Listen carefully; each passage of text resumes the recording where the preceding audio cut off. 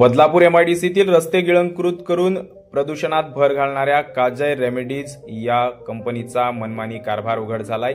या कंपनीचा रासायनिक कचरा आणि अतिक्रमणामुळे नागरिक त्रस्त झालेत। याबाबत राष्ट्रवादी युवक काँग्रेसचे प्रदेश सचिव युवराज गीत यांनी आवाज उठवत कंपनी विरोधात तक्रार केली आहे। बदलापूर शहरात मागील काही दिवसांपासून रासायनिक दुर्गंधी आणि वायू प्रदूषणाचा त्रास वारंवार जाणवतोय।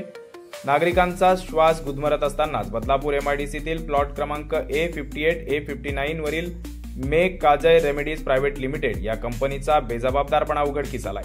प्रदूषण नियंत्रण मंडळाचे नियम धाब्यावर बसवून ही कंपनी कचरा आणि अतिक्रमणाद्वारे शहराच्या समस्यांमध्ये भर घालते।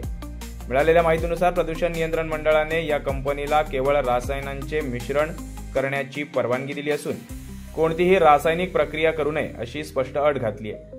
तरीही कंपनीतून बाहेर पडणारा उग्र दर्प आणि सांडपाणी हे आतमध्ये छुपेरित्या रासायनिक प्रक्रिया सुरू असल्याचं दर्शवतंय। बदलापूरकरांना वारंवार होणाऱ्या वायू प्रदूषणाच्या त्रासामागे अशाच कंपन्यांचा हात असल्याचा संशय देखील व्यक्त होतोय। केवळ प्रदूषणच नाही तर या कंपनीने एमआयडीसीच्या सार्वजनिक रस्त्यावरच अतिक्रमण केलंय। कारखान्यातील रसायनांचे रिकामे ड्रम्स, भंगार आणि घातक कचरा थेट रस्त्यावर आणि पदपथावर टाकून रस्ता व्यापलाय। नियमानुसार घातक कचऱ्याची विल्हेवाट शास्त्रीय पद्धतीने लावणे किंवा अधिकृत एजन्सीला देणे बंधनकारक आहे। मात्र हा कचरा उघड्यावर टाकल्याने परिसरात आरोग्यासह नागरिकांच्या सुरक्षिततेचा प्रश्न गंभीर झालाय। रस्त्यावरील या अतिक्रमणामुळे वाहतुकीस अडथळा निर्माण होऊन अपघाताची शक्यता देखील वाढली आहे। याबाबत राष्ट्रवादीचे युवराज गीत यांनी प्रशासनाकडे ईमेलद्वारे तक्रार केली आहे। शहरातील वाढते वायू प्रदूषण आणि आरोग्याचे प्रश्न लक्षात घेता संबंधित विभागाने गंभीर दखल घेऊन कंपनी प्रशासनाची चौकशी करून तात्काळ कारवाई करावी अशी मागणी युवराज गीत यांनी केली आहे। कसं आहे, एमआयडीसी प्लॉटमध्ये एमआयडीसी तुमच्या कंपनीच्या कंपाऊंडच्या बाहेर काही सामान ठेवायला अलाउड नसते। यांनी इथे कोळसा ठेवलाय, या इथे कचरा ठेवलाय, त्यांचं जनरेटर बाहेर आहे आणि एकंदर तुम्ही कंपनीची अवस्था पण बघाल तर ती तुमच्या लक्षात येईल कशी आहे ती। इथे लोकांना त्रास होऊ शकतो आणि एमपीसीबीने जी महाराष्ट्र पोल्युशन कंट्रोल बोर्डाने जी कन्सेंट दिली आहे त्याच्यानुसार त्यांना हा कचराची विल्हेवाट ऑथोराइज वेंडर करून घेणं गरजेचं आहे। बाहेर असं कोळसा वगैरे ठेवणं अलाउड नाही आहे, त्याला आग लागू शकते, काही होऊ शकते, तर ह्याची व्यवस्थित सोय करणं गरजेचं आहे। आणि हे असं कचरा इथे टाकणं सगळ्यात महत्त्वाची पहिली गोष्ट, माझा जो आक्षेप आहे तो कचऱ्यावर आहे। हा रस्त्यावर कचरा टाकलेला आहे। इथे एखादी काही दुर्घटना झाली, काही झालं तर एखादी तुमची फायर ब्रिगेडची गाडी ती येणार कशी, हे सगळ्या रस्त्यामध्ये हा कचरा पडला, हे अडवलेलं आहे। काजय रेमेडीजच्या समोर बघा, इथे एक बांधकाम चालू हो, हा सगळा रासायनिक कचरा आहे आणि माझं म्हणणं आहे हा हजार्डच आहे। म्हणजे काय म्हणतात त्याला, रासायनिक असून शरीराला, लोकांच्या शरीरासाठी घातक आहे, घातक कचरा आहे।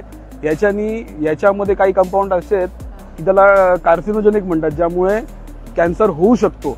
ज्याच्या संपर्कात मनुष्य जास्त वेळ आल्यानंतर कॅन्सर होऊ शकतो।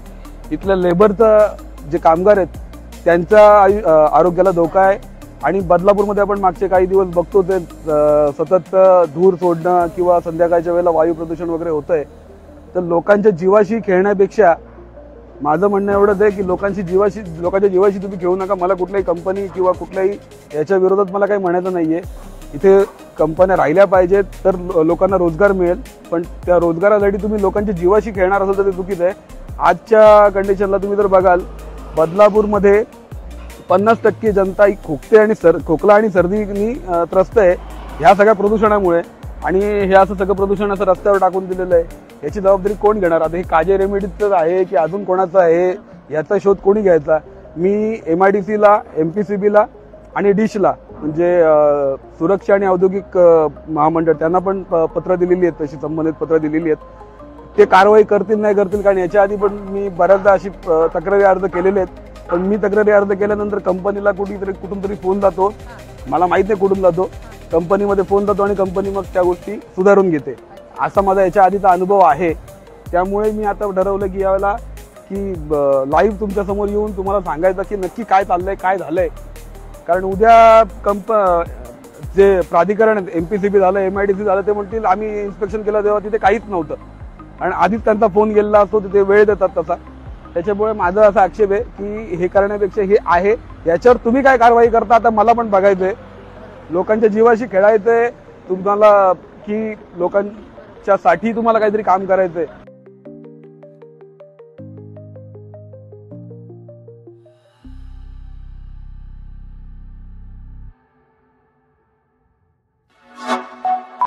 like, comment, share and subscribe.